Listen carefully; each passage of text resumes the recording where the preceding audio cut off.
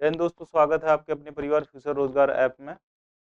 जैसा कि आप देख रहे हैं, आज आपका ईडीएम का पार्ट 9 है। हम लोगों ने पार्ट 8 तक कंप्लीट कर लिया था ईडीएम का। आज क्या देखेंगे, पार्ट 9 को देखेंगे ईडीएम में, ठीक है।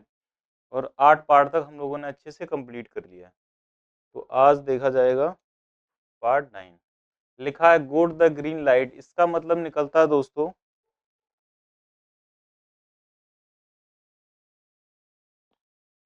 क्या निकलता है? Got the green light. इसका मतलब निकलता है got permission to go ahead with something. Go ahead means होता है कंटिन्यू। क्या होता है?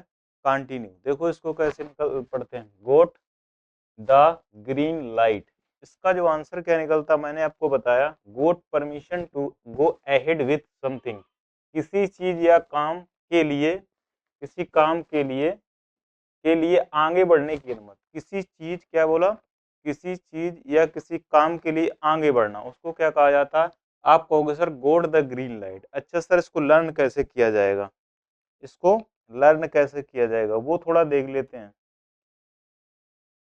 देखो, जैसे अगर बात करें गोट मीन्स क्या होता है, आपको अगर सर गोट मीन्स होता है मिलना। द ग्रीन लाइट का मतलब क्या होता है? ग्रीन। लाइट मीन्स क्या होता है? लाइट। जैसे मान लो आपने देखा होगा, क्या होता है, ट्रैफिक पे हम लोग जैसे खड़े होते हैं, ट्रैफिक पे हम लोग जैसे खड़े होते हैं, और जैसे ही हमें क्या मिलती है? गोट मीन्स मिलना। ग्रीन मीन्स होता है ग्रीन। लाइट का मतलब लाइट। जैसे ही क्या मिलती है? मुझे ग्रीन लाइट मिलती है तो क्या मिलता है? मुझे आगे बढ़ने की अनुमति मिलती है। तो वही तो लिखा गया, किसी चीज, क्या, किसी चीज या काम के लिए आगे बढ़ने की अनुमति। किसी चीज या काम के लिए आगे बढ़ने की अनुमति को क्या कहा जाता है? आप कहोगे sir goat the green light का क्या कहा जाता है? Got the green light. बताओ, इजी था? एकदम इजी वे में लर्न हुआ कि नहीं हुआ? बताओ, आपको अच्छी तरह दिख रहा है क्या? ग्रीन लाइट जैसे ही गोट मीन्स होता है मिलना, जैसे ही क्या ग्रीन लाइट मिलती है, वैसे क्या करते हैं हम लोग? किसी काम या किसी चीज का आगे बढ़ने की अनुमति मिल जाती है, ठीक है। इसके बाद लिखा है टू बरी द हेडसेट। क्या लिखा है? टू बरी द हेडसेट का मतलब होता है पुरानी शत्रुता को भुला देना, या क्या होता है? पास्ट एनिमिटी को क्या, फॉरगेट द पास्ट एनिमिटी। क्या होता है? To make peace. क्या होता है? मेक पीस, यानी कि शांति बनाए रखना। या कह सकते हैं फॉरगेट पास्ट क्यूरल। क्यूरल्स का मतलब भी क्या होता है? इसका मतलब भी दुश्मनी होता है ना, या झगड़ा। क्या होता है? झगड़ा। शांति स्थापित करना या पुरानी शत्रुता को भुला देना। अब देखो, बरी का मतलब आप क्या कहोगे सर? बरी मीन्स होता है गाड़ना। अगर बात करें हेडसेट का मतलब होता है, इसका मतलब होता है कुल्हाड़ी। क्या होता है? कुल्हाड़ी। आपने देखा होगा, जैसे मान लो दो गुटों में, ये दो गुट है ना, एक ये है भाई और एक ये भाई है। इन दो गुटों में क्या लड़ाई होती रहती? क्या होती रहती है? लड़ाई होती रहती है। एक जब इन दोनों की बात हुई, क्या हेडसेट मतलब क्या होता है? कुल्हाड़ी। और बरी मीन्स होता है गाड़ना। जब इन्होंने क्या किया, बरी मीन्स होता है गाड़ना, हेडसेट मीन्स कुल्हाड़ी, इन्होंने क्या किया? उस कुल्हाड़ी को ही गाड़ दिया। मतलब क्या, उन लोगों ने क्या किया? अपनी पुरानी शत्रुता को भुला दिया, यानी पास्ट द इनेमिटी। समझ में आ गया? तो आप कहोगे यस सर, फॉरगेट पास्ट इनेमिटी, यानी कि शत्रुता को भुला देना, शांति स्थापित करना। क्या होता है? शांति स्थापित करना। समझ में आ गया? आप कहोगे यस सर। तो टू बरी द हेडसेट का मतलब निकल के आ गया, किसी मतलब शत्रुता को भुला देना या शांति स्थापित करना, यानी टू मेक पीस। समझ में आ गया? बहुत ही इजी था और पूछा कई बार गया है, ठीक है। इसके बाद लिखा है four corner of the earth. इसका मतलब होता है दुनिया के कई अलग अलग हिस्सों में। क्या? दुनिया के कई अलग अलग हिस्सों में। क्या? दुनिया के कई अलग अलग हिस्सों से। देखो क्या लिखा है, फॉर, क्या लिखा? For corners of the earth, है ना। From all parts of the world. क्या होता है? From all parts of the world. क्या निकलता है? आप कहोगे दुनिया के अलग अलग हिस्सों से। क्या निकलता है? दुनिया के अलग अलग हिस्सों से। तो इसका जो अर्थ निकलता है four corner of the earth का मतलब निकलता है दुनिया के अलग अलग हिस्सों से। देखो बहुत ही इजी था। कैसे? अगर बात की जाए from all parts of the world, यानी कि जैसे लिखा है फोर मीन्स होता है चारों। क्या होता है? चारों। कॉर्नर्स का मतलब होता है कोनों। कॉर्नर्स मीन्स क्या होता है? कोनों। ऑफ द अर्थ, किसको? Of the earth. यानी कि आप कह सकते हो, अगर किसी भी इंसान को मतलब अर्थ के, यानी कि ये जो अर्थ है ना, इसके चारों कोनों का ज्ञान है, तो वो क्या कर रहा है? दुनिया के कई अलग अलग हिस्सों से, यानी कि वो दुनिया के कई अलग अलग हिस्सों से कह सकते हो कि घूमा हुआ या कुछ भी, तो वही अर्थ निकलता। Four corner of the earth का मतलब होता है दुनिया के कई अलग अलग हिस्सों से। समझ में आ गया? यानी चारों कोनों से अगर दुनिया के मतलब वो सभी जगह घूमा हुआ है ना, तो वही कहा जा रहा है क्या कि from all parts of the world. इसके बाद बात की जाए स्लिप ऑफ द पेन का मतलब होता है मिस्टेक इन हैंड राइटिंग। क्या होता है? अब मिस्टेक इन हैंड राइटिंग क्या होता है? मिस्टेक इन हैंड राइटिंग यानी कि लिखने में गलती होना। क्या होता है? लिखने में गलती हो जाना, तो उसको कहा जाता है स्लिप ऑफ द पेन। क्या कहते हैं? Slip of the pen. मैंने आपको पढ़ाया था स्लिप ऑफ द टंग, है ना, उसको बोलते हैं बोलने में गलती हो जाना। यहाँ पर दोस्तों क्या है? स्लिप ऑफ द पेन यानी कि लिखने में गलती हो जाना।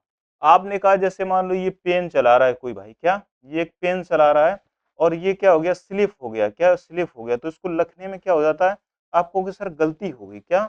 जैसे अगर हमारा पेन थोड़ा स्लिप हो गया, मान लो चलो ऐसे लिख रहे थे ना, मैंने लिखा कि चलो ध्रुव लिखते हैं ना, मैंने ऐसे और मान लो ऐसे स्लिप हो गया तो क्या हो जाएगा? लिखने में गलती हो जाएगी। क्या हो जाएगी दोस्तों? जैसे ही पेन हमारा स्लिप होता है वो क्या हो जाता है? आप कहोगे sir mistake in hand writing. समझ में आ गया? आप कहोगे यस सर बिल्कुल पक्की बात है, कोई दिक्कत वाली बात नहीं है। चले आगे।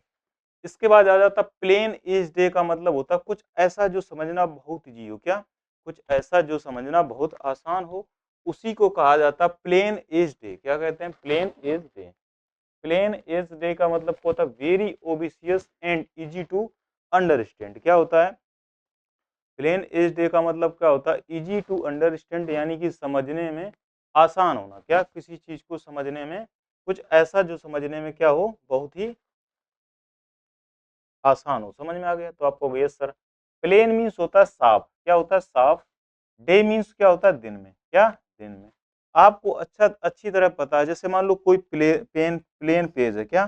प्लेन पेज अगर वो हम लोग दिन में उसको समझें, जैसे लिखने के लिए या पढ़ने के लिए, तो बहुत ही आसान होता है उसको समझना। क्या होता है? बहुत ही आसान।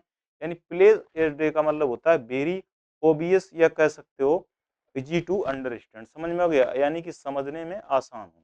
बहुत ही इजी था। इसके बाद आगे बढ़ा जाता है आपका रिवीजन। गोड द ग्रीन लाइट मैंने आपको क्या बताया था? मैंने आपको बताया था किसी चीज या किसी काम का किसी आगे बढ़ने की अनुमति होना। क्या होता है इसका मतलब? किसी चीज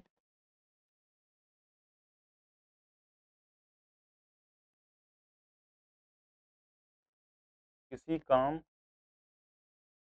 को किसी काम को आगे बढ़ने की अनुमति।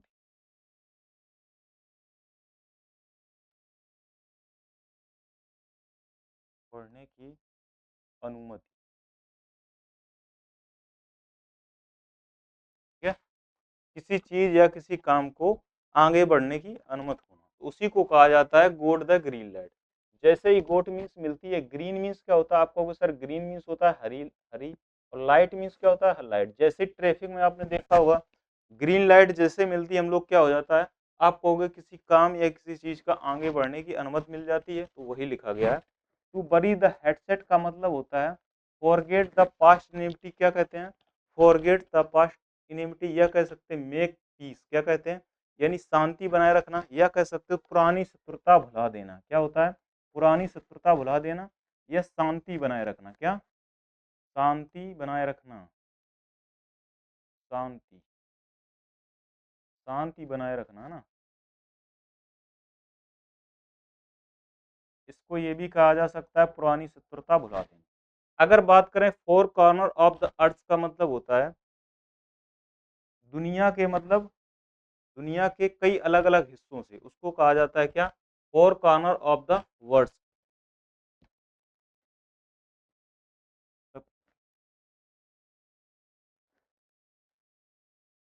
दुनिया के चारों हिस्सों से।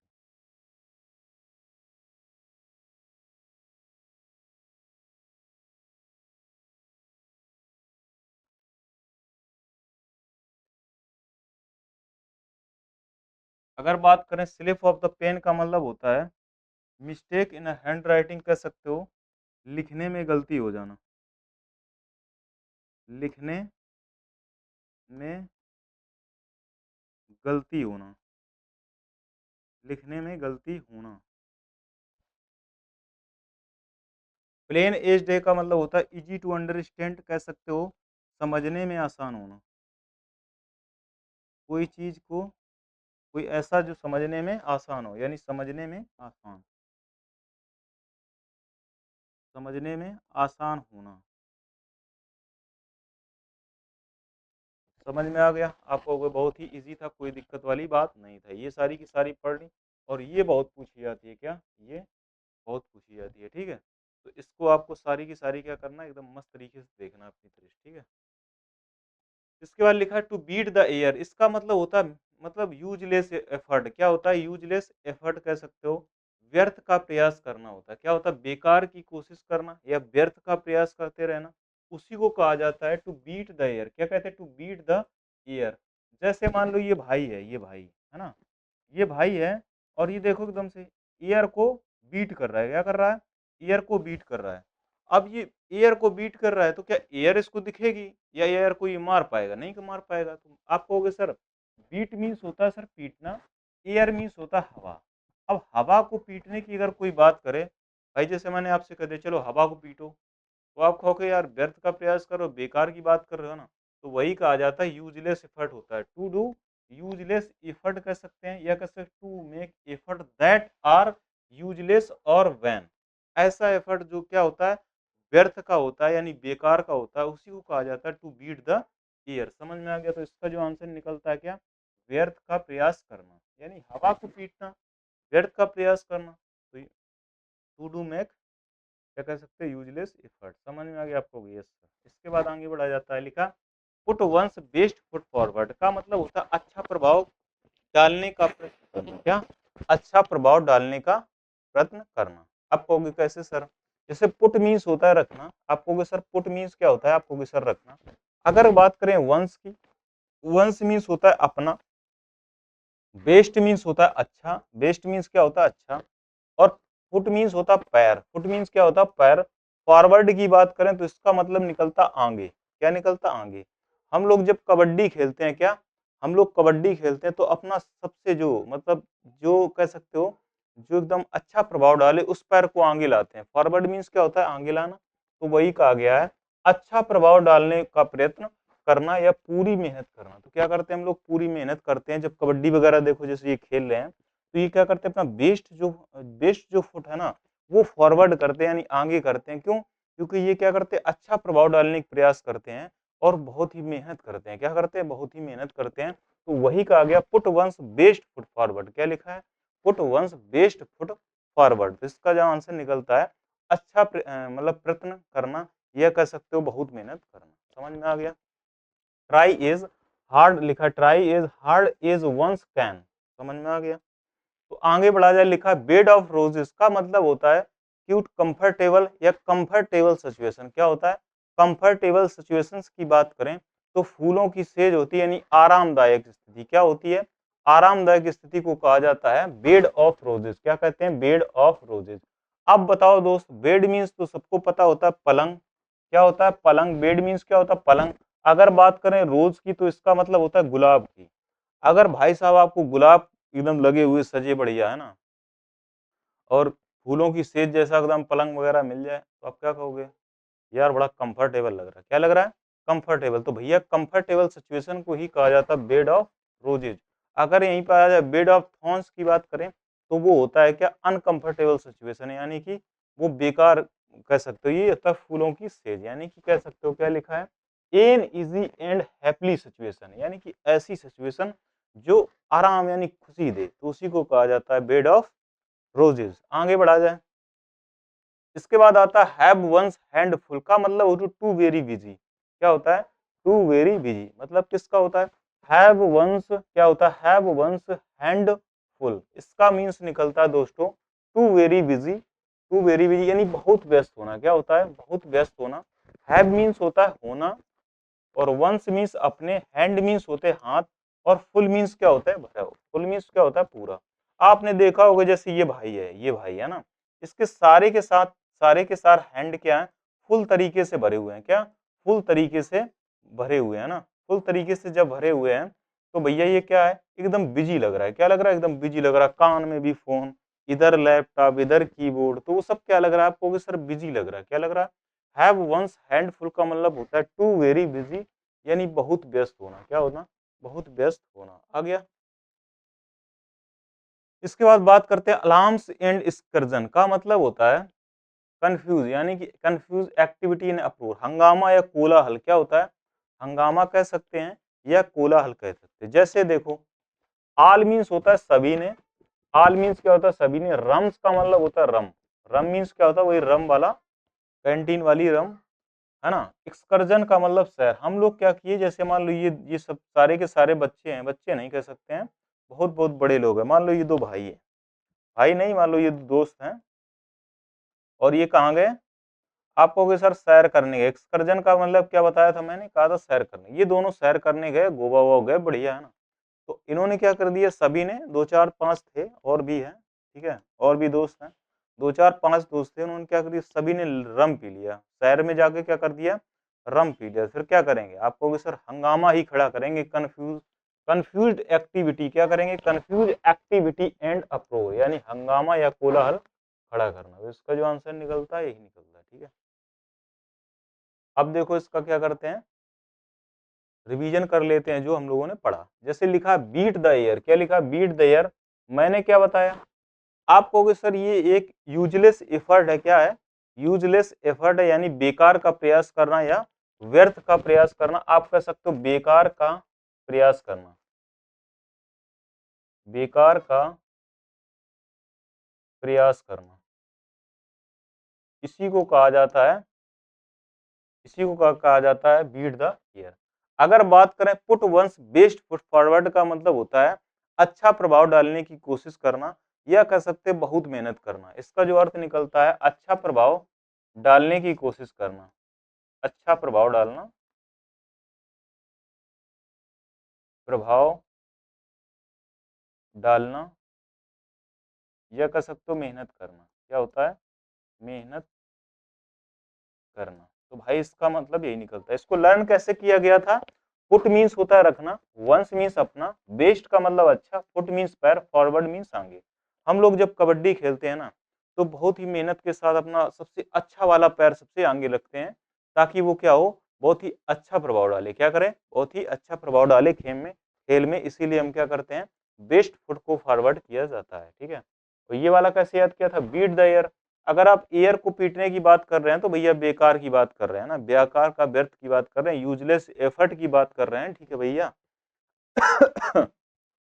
अगर बात करें बेड ऑफ रोजेस की बात करें, अब बताओ गुलाब यानी फूलों की अगर सेज जैसा बेड मिल जाए तो भैया कैसी सिचुएशन होगी? आप कहोगे सर हैप्पी सिचुएशंस होगी, या कह सकते हो, या कह सकते हो कंफर्टेबल सिचुएशन। क्या कह सकते हो? कंफर्टेबल सिचुएशन, आरामदायक स्थिति। क्या होती है?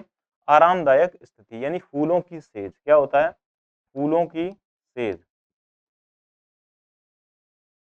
फूलों की सेज, इसी को कहा जाता है कंफर्टेबल सिचुएशंस। इसकी बात करें have one's hand full, have means रखना, वंस मीन्स अपने, हैंड मीन्स हाथ, फुल मीन्स भरे हुए। अगर अपने सारे के साथ सारे हाथ आप भरे हुए रखेंगे तो क्या होगे? आप बहुत ही ज्यादा बिजी होंगे, वेरी बिजी। क्या मतलब बहुत ज्यादा बिजी होना, बहुत व्यस्त होना, बहुत बिजी होना, है ना, व्यस्त होना कह सकते हो।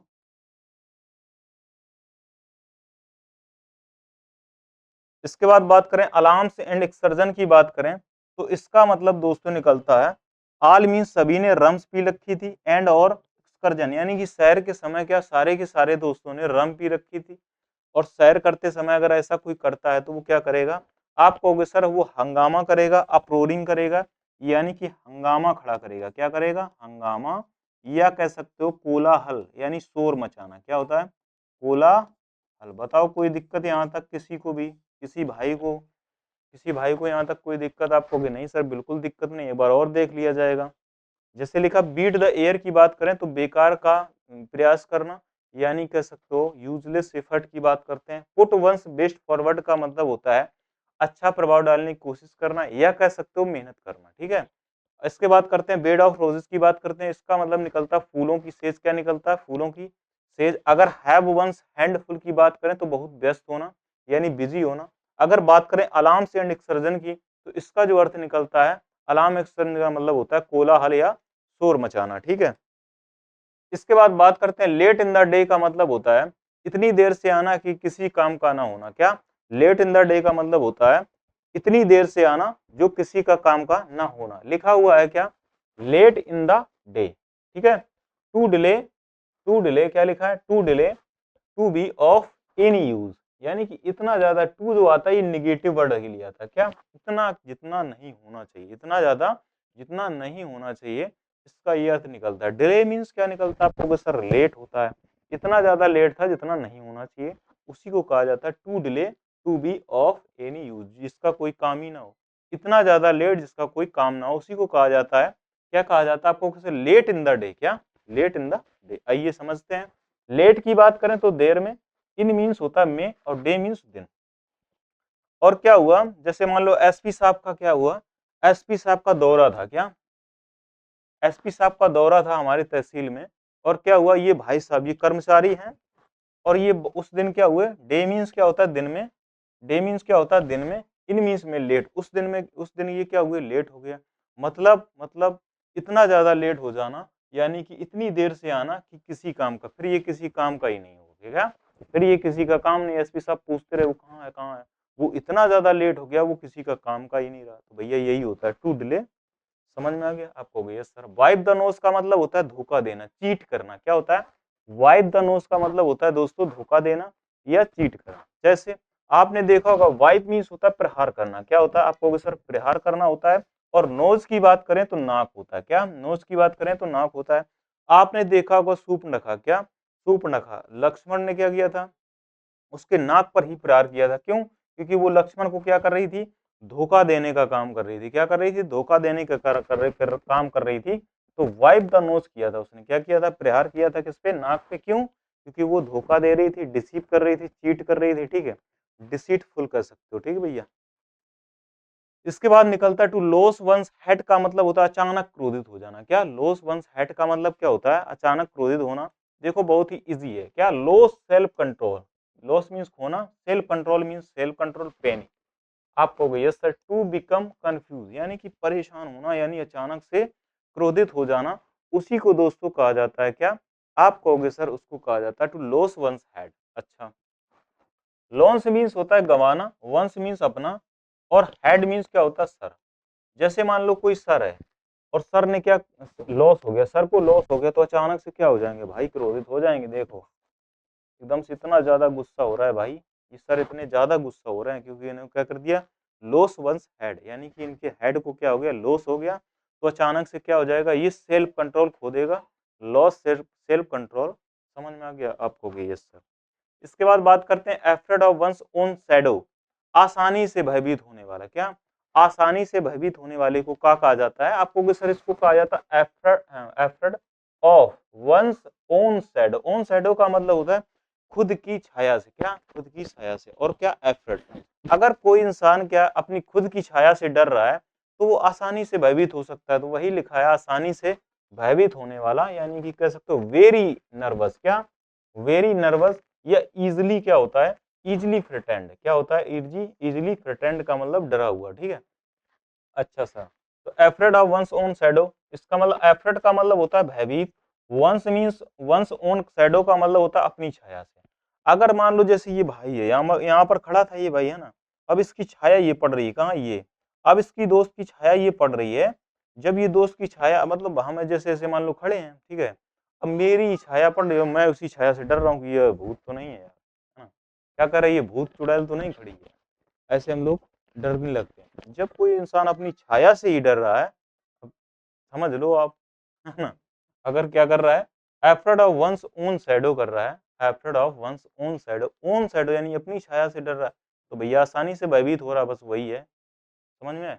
तो इजिली थ्रेटेंड होता है, क्या होता है, इजिली थ्रेटेंड होता है, आसानी से भयभीत होने वाला। टू बी टाइट का मतलब होता है लिफ्ट, टू टाइट लिफ्ट का मतलब क्या होता है, टू बी टाइट लिफ्ट, क्या होता है, टू बी टाइट लिफ्ट का मतलब होता है चुप्पी, यानी कि बिल्कुल शांत रहना, कह सकते हो टू कीप क्वाइट, यानी शांत रहना, चुप्पी थाम लेना, ठीक है। आपने देखा होगा जो बिल्कुल ऐसे चुप्पी थामे बैठा रहता ना एकदम ऐसे, है ना, तो वो क्या करता है, एकदम से टाइट लिफ्ट कर देता, क्या अपने लिप्स को क्या कर देता है, टाइट कर लेता है, यानी टाइट मीन्स क्या होता है आपको सर, टाइट। लिप्स मीन्स होता है ओंठ, वो अपने ओंठों को क्या कर लेता है, एकदम टाइट सा कर लेता है। तो वो क्या करता है, टू कीप क्वाइट, है ना, एकदम से चुप्पी थाम लेता है। To be tight, tight lip, देखो इसमें लिखा भी है टाइट लिप। अगर कोई लिप क्या कर रहा है, टाइट कर रहा है, तो वो क्या कर रहा है, टू कीप क्वाइट, यानी शांत रहने का की बात कर रहा है। इसके बाद बात करते हैं आपका revision. Let in the day का मतलब क्या होता है, लेट मीन्स होता है देरी से, इन मीन्स में, डे मीन्स उस दिन। उस दिन क्या हुआ, एसपी साहब का दौरा था और भाई साहब लेट हो गए। मतलब इतनी इतनी देर, इतना इतना लेट हो जाना, इतनी देर हो जाना जो किसी का काम का ना हो। क्या, इतनी देरी होना, इतनी इतनी देरी होना जो किसी का काम का ना हो, जो किसी काम का ना हो, का ना हो। ठीक है, तो इसी को कहा जाता है लेट इन द डे। समझ में आ गया। टू डिले होता है, क्या होता है, टू डिले, है ना, मतलब बहुत ज्यादा लेट, जितना नहीं होना चाहिए। वाइप द नोज का मतलब होता है धोखा देना, यानी कह सकते हो चीट करना। यानी इसका जो आंसर निकलता है धोखा देना, क्या निकलता है, धोखा देना। इसका जो अर्थ निकलता है धोखा देना। इसकी बात करें, लॉस वंस हेड का मतलब होता है अचानक से क्रोधित होना। अब लॉस हो गया किसको, हम अपने हेड को, अपने हेड को जब लॉस हो गया तो उसने क्या कर दिया, आपा खोल दिया। क्या, self control panic, to lose self control panic. तो इसका जो अर्थ निकलता है आपा खो देना या अचानक क्रोधित होना। क्या होता है, अचानक क्रोधित होना।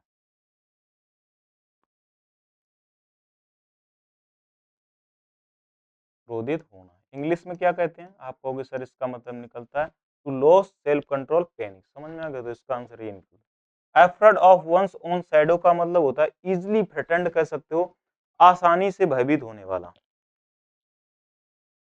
आसानी से भयभीत होने वाला, आसानी से भयभीत होने वाला, आसानी से भयभीत होना। ठीक है। अगर बात करें टू बी टाइट लिप्ड का मतलब होता है अगर किसी के टाइट लिप हैं, लिप मींस होंठ, अगर उसके कैसे हैं, टाइट लिप है, तो वो क्या कर रहा है, आप कहोगे सर टाइट लिप है तो एकदम से टू कीप क्वाइट, यानी कि चुप्पी थामे हुए है, नहीं शांत हो, या चुप्पी। ठीक है, एक बार और देख लिया जाएगा। लेट इन द डे का मतलब होता है इतनी देरी से जो किसी का काम का ना हो, उसी को कहा जाता है let in the day.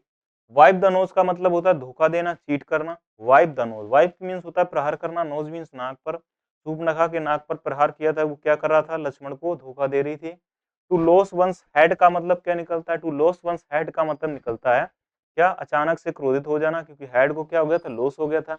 एफ्रड once own shadow का मतलब क्या होता है, इजिली थ्रेटेंड, यानी कि आसानी से डरना। इसके बाद बात करते हैं टू बी टाइट लिप, जिसके टाइट लिप होते हैं वो क्या होता है, एकदम से शांत होता है, चुप्पी थामे रहता है। अगर बात करें accept the gaunt, to accept the gauntlet, किसका मतलब होता है to accept, accept the challenge, क्या होता है, टू एक्सेप्ट द चैलेंज। अच्छा, चुनौती स्वीकार करना, क्या होता है, चुनौती एक्सेप्ट करना, या कह सकते हो चुनौती स्वीकार करना।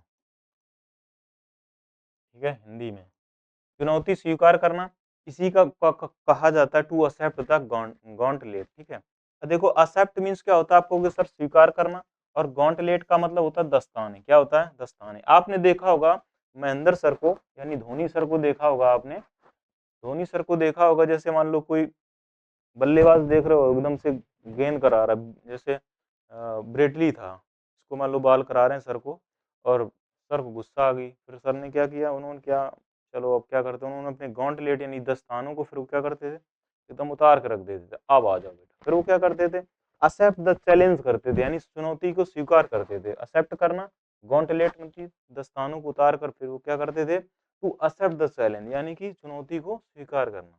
समझ में आ गया। इसके बाद आगे बढ़ा जाता है। डंकीज ईयर का मतलब होता है लॉन्ग टाइम, लंबा समय।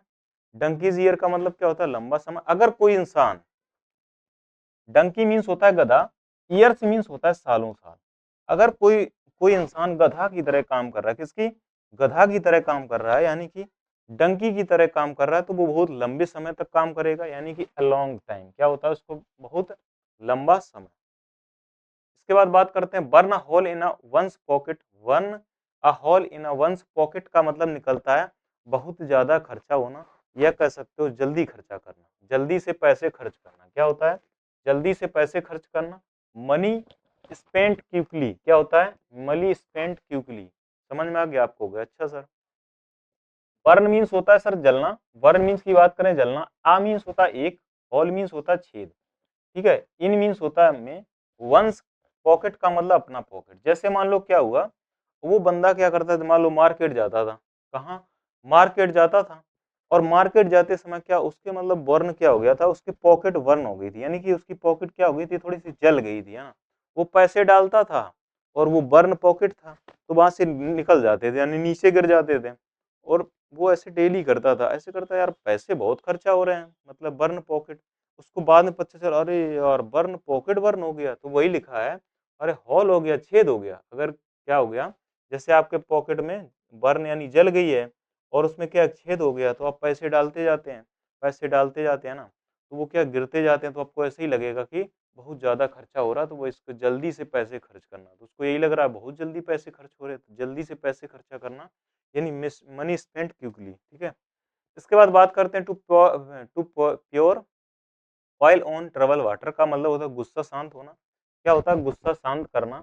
समझ में आ गया? तो आप कहोगे टू टू पैसिफाई का मतलब होता है शांत करना द एंगर, यानी कि टू पैसिफाई द एंगर यानी गुस्से को शांत करना। इसके बाद कह सकते हो काम अ डिस्प्यूट। क्या? टू काम अ डिस्प्यूट यानी झगड़ा। डिस्प्यूट मीन्स क्या होता है? विवाद या झगड़ा, वही होता है गुस्सा वगैरह कह सकते हैं। तो प्योर का मतलब होता है, आपको अगर सर प्योर का मतलब होता है उबालना। ऑयल मीन्स होता है तेल, ऑन मीन्स ऊपर, ट्रबल वाटर का मतलब होता है उबलता हुआ पानी। जैसे मान लो ये बॉयल हो रहा है, पानी क्या हो रहा है, ये वाटर बॉयल हो रहा है, आप अगर इस पर क्या करेंगे, ऑयल की वायर की बूंद डाल देंगे, ऑयल डाल देंगे, तेल डाल देंगे, तो वो पानी क्या हो जाएगा, एकदम से शांत हो जाता है। तो वही निकलता है क्या, to pour oil on the trouble water. कहते हैं अगर कोई पानी क्या कर रहा है, ट्रबल वाटर यानी उबलता हुए पानी में आप क्या कर देंगे, तेल डाल देंगे, तो उसका गुस्सा शांत हो जाता है। तो भैया क्या कहते हैं, टू काम डाउन कह सकते हो, या फिर टू काम अ डिस्प्यूट यानी कि झगड़े को शांत करते हैं। इसके बाद निकलता to hit the nail on the head का मतलब होता है सही समय पर, बिल्कुल सटीक। क्या? सही समय पर। टू फाइंड क्या होता है, find exactly the right answer. क्या? To find the exactly right answer, इसका जो अर्थ निकलता है सही समय पर, यानी टू हिट। हिट मीन्स क्या होता है, हिट मीन्स होता है मारना। हिट मीन्स क्या होता है, सर को मारना। नेल मीन्स होता है खूंटी पर, ऑन मीन्स ऊपर, हेड मीन्स क्या होता है सर पर। उसने क्या किया, उसके सर के जस्ट ऊपर ऐसे किया, उसने एकदम से मारी, एकदम से बिल्कुल सटीक समय पर। क्या? बिल्कुल सटीक समय पर उसने मारा, एकदम से, उसी को कहा जाता है to hit the nail on the. इसके बाद देखो आपका आ जाता है revision. To accept the gauntlet का मतलब, गॉन्टलेट का मतलब निकलता है, आप कहोगे सर एक्सेप्ट द चैलेंज। क्या बोलते हैं इंग्लिश में? एक्सेप्ट द चैलेंज, या कहते हैं चुनौती को स्वीकार करना। क्या होता है? चुनौती स्वीकार करना, स्वीकार करना, चुनौती स्वीकार करना, accept the gauntlet. Donkey's ear का मतलब होता है लॉन्ग टाइम, मतलब लंबा समय। क्या होता है? लंबा समय। क्या होता है दोस्तों? लंबा समय। A long time. Burn a hole in a one's pocket का मतलब होता है मनी स्पेंड क्विकली, कह सकते हो पैसे खर्च होना, पैसे जल्दी खर्च होना, पैसे जल्दी खर्च होना, जल्दी खर्च होना, पैसे जल्दी खर्च होना। इसके बाद बात करते हैं to pour oil on the trouble water का मतलब होता है क्या, इसका मतलब होता है टू काम अ डिस्प्यूट, यानी कि झगड़े को शांत करना, या कह सकते हो पीस, क्या कह सकते हो पीस मेंटेन करना, या कह सकते हैं क्या शांत करना। क्या होता है? शांत होना, शांत करना। इसके बाद कहते हैं to hit the nail, nail on the head का मतलब होता है एकदम से एग्जैक्टली कह सकते हो बिल्कुल राइट आंसर देना, या कह सकते हो आप सही समय पर। क्या? सटीक समय कह सकते हो, सही समय, सटीक समय पर या सही समय पर,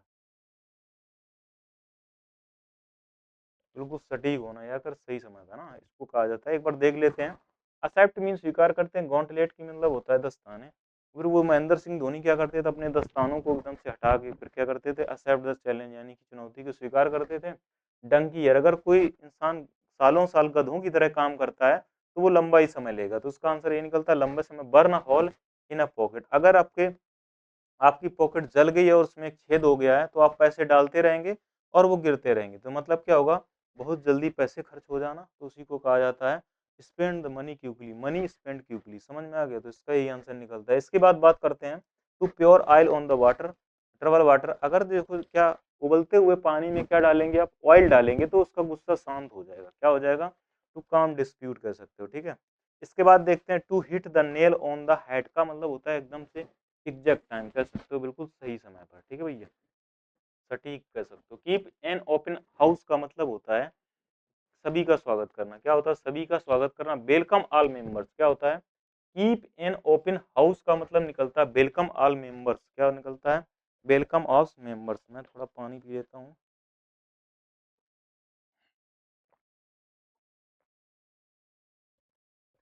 ठीक भाई, चलो देखा जाता है। ठीक है, कीप एन ओपन आर्म्स का मतलब क्या होता है, वेलकम ऑल मेंबर्स, क्या निकलता है, वेलकम ऑल मेंबर्स निकलता है, यानी सभी का स्वागत करना। अब देखो कीप मीन्स होता है रखना, आप कहोगे यस सर बिल्कुल सही बात है। ओपन मीन्स होता है खुला हुआ। हाउस मीन्स क्या होता है, आप कहोगे सर घर होता है। हाउस मीन्स क्या होता है, आप कहोगे सर घर होता है। अब मान लीजिए मतलब क्या है, अब कीप मीन्स रखा ओपन, अब हमेशा मेरा घर क्या रहता है, ओपन रहता है, तो सभी का स्वागत होता है वहां पर, कोई भी रह सकता है, वेलकम ऑल मेंबर्स, है ना। तो बहुत ही इजी था, कोई दिक्कत वाला नहीं। अगर मैं कह दूं ओपन आर्म्स तो आप कहोगे अच्छा सर, ओपन आर्म्स का मतलब क्या होता है, भव्य स्वागत करना, शानदार स्वागत। तो ब्रेक अ लेग का मतलब होता है अच्छे भाग की शुभकामनाएं देना, किसी को अच्छे भाग की शुभकामनाएं देना, क्या होता है, किसी को अच्छे भाग की शुभकामनाएं देना, ठीक है। तो किसी को अच्छे भाग की यानी टू विश गुड लक, क्या होता है, टू विश गुड लक, यानी कि टू ब्रेक अ लेग। समझ में आ गया, टू ब्रेक अ लेग का मतलब क्या होता है, किसी को अच्छे भाग की शुभकामनाएं देना। तो ब्रेक मीन्स होता है टूटना, अ मीन्स होता है एक, लेग मीन्स होता है टांग। जैसे आपने देखा होगा ये भाई साहब का क्या हो गया, इन भाई साहब का एक्सीडेंट हो गया और शुक्र मनाओ भाई का एक ही टांग टूटा गया, एक ही लेग टूटा, तो लोग इनको क्या दे रहे हैं, शुभकामनाएं दे रहे हैं कि शुक्र मनाओ भाई, यानी कि आप बहुत ही लकी थे कि आपका एक ही टांग टूटा, ठीक है। तो ब्रेक अ लेग का मतलब क्या होता है, टू ब्रेक अ लेग का मतलब होता है आप कहोगे sir to wish a good luck, यानी किसी को शुभकामनाएं देना, तो वही कहा जाता है मतलब किसी को अच्छे भाग की शुभकामनाएं देना। तो ये आता है ब्रेक अ लेग, बहुत ही इजी था, यानी एक ही टांग टूटी है उसकी, ज्यादा टूटती तो हो सकता मर भी सकता था, तो लोग सोच रहे हैं कि यार अच्छा ही हुआ, है ना। तो इसके बाद देखो have something up one sleep का मतलब होता है एक गुप्त योजना। स्लीप मीन्स होता है आस्तीन, स्लीप मीन्स का होता है आस्तीन। आपने देखा होगा जैसे हम लोग जब 10th 12th में पढ़ते थे तो क्या करते थे, गुप्त योजना बताते थे। स्लीप मीन्स क्या होता है, आप कहोगे सर आस्तीन होता है, आप देखते थे उसके आस्तीन के नीचे हम लोग क्या करते थे, नकल छिपा लेते थे, क्या नकल छिपा लेते थे। फिर क्या करते थे, गुप्त योजना बनाते थे कि नकल को कैसे ले जाया जाए ना, कोई कोई घड़ी के नीचे लग लेता था, ठीक है। तो वो चीज, तो हैव समथिंग वंस, वंस क्या लिखा है, स्लीप लिखा है। Have one one sorry have something of one's sleep का मतलब क्या होता है, आप कहोगे सर एक गुप्त योजना बनाना, यानी कह सकते हो टू कीप अ प्लान अथवा एन आइडिया सेक्रेट। तो जो आइडिया सेक्रेट आइडिया होता है उसी को कहा जाता है क्या, वंस स्लीप, क्या कहा जाता है, वंस स्लीप, यानी have something one's up one's sleep. अब देखो जरा, याद हो गया ना आपको, आपको हो गया सर, बिल्कुल लर्न हो गया। कॉक इन द वन सोज और बूट्स का मतलब होता है डर से कांपना, क्या होता है, डर से कांपना। कॉप मीन्स होता है कांपना, कॉक मीन्स होता है कांपना। इन मीन्स होता है में, इन मीन्स क्या होता है, आप कहोगे सर में। वंस मीन्स होता है अपने, और शूज मीन्स जूते। आपको हमेशा यही डर लगा रहता है क्या, कहीं ऐसा ना हो यार जूतों में सांप वगैरह बैठा हो, तो हम लोग क्या करते हैं उनसे क्या कांपते रहते हैं, यानी कि हमेशा यही डर, डर से कांपना ही रहता है। कॉक इन द शूज का मतलब क्या होता है, डर से कांपना। On the horns of dilemma का मतलब होता है दुविधा, अगर कोई क्या करे ऑन द हॉर्न, हॉर्न का मतलब सींग, अगर कोई मान लो क्या करता है कोई अपने सींगों पर किसी इंसान को, अगर किसी इंसान को अगर कोई जानवर क्या करे सींगों पर उठा ले, क्या लिखा है, won the horn of dilemma, तो वो क्या रहता है एकदम दुविधा भरी स्थिति में रहता है, कहीं इधर ना फेंक दे उधर ना फेंक दे, है ना। तो वो बड़ा दुविधा भरी स्थिति में रहता है, इन डिफिकल्ट सिचुएशन, उसी को कहा जाए। डिलेमा का अर्थ भी निकलता है क्या, दुविधा। अगर मैंने इसको पढ़ाया था दिल दे दिया अम्मा जैसी लड़ी, तो वो क्या करेगा, बड़ा दुविधा में ही रहता है, क्या कर दिया यार। तो इसका मतलब यही निकलता है, ओन द हॉर्न्स और डिलेमा का मतलब निकलता है ठीक है। इसके बाद कट बोथ एंड्स का मतलब होता है दोनों पक्षों में तर्क देना। क्या होता है? दोनों पक्षों की तरफ से तर्क देना, यानी कि argues in favour of both side. क्या होता है? Argue in favour of both side का मतलब होता है कट और कट बोथ एंड्स। मतलब जैसे मान लो कोई ये चीज है, ठीक है, ये दो पक्ष हैं, ये दो पहलू हैं, इनकी झगड़ा चल रहा है, इनका क्या झगड़ा चल रहा है, और ये तीसरा इंसान बैठा है, मान लो ये जज है, क्या जज है उस लड़ाई का। तो ये क्या कर रहा है? इसकी बात सुनता है, ठीक है, इसकी भी बात काट देता है, और इसकी बात सुनता है, इसकी भी काट देता है। मतलब दोनों पक्षों में वो क्या कर रहा है? तर्क देने का काम कर रहा है। तो उसी को कहा जाता है कट बोथ एंड, यानी कि वो दोनों पक्षों में क्या बातों को काट पीट कर क्या कर रहा है? दोनों पक्षों का तर्क निकाल रहा है, यानी तर्क देना। तो इसका आंसर यही निकलता है। ठीक है, तो आइए थोड़ा रिवीजन कर लेते हैं। कीप एन ओपन आर्म्स का मतलब होता है वेलकम ऑल मेंबर्स का। क्या होता है? वेलकम ऑल मेंबर्स, यानी कि सभी का स्वागत करना, सभी का स्वागत करना, सभी का स्वागत करना। अगर बात करी जाए टू ब्रेक अ लेग का मतलब होता है क्या? To wish a good luck, यानी कह सकते हैं आप, क्या कह सकते हैं आप? इसका मतलब होता है किसी को अच्छे भाग की शुभकामनाएं देना, किसी को अच्छे भाग की शुभकामनाएं देना।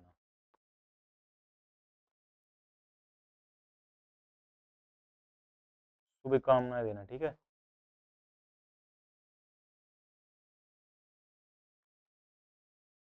शुभकामना देना। इसके बाद आता है हैव। क्या लिखा है? हैव और समथिंग ऑफ वन स्लीप का मतलब होता है सेक्रेट अ प्लान। ठीक है, मेक अ सेक्रेट प्लान, यानी कि कोई गुप्त योजना बनाना, गुप्त योजना बनाना, योजना बनाना। अगर बात करें क्या क्वेक इन द वंस सोज और बूट्स का मतलब होता है डर से कांपना। क्या होता है? डर से कांपना।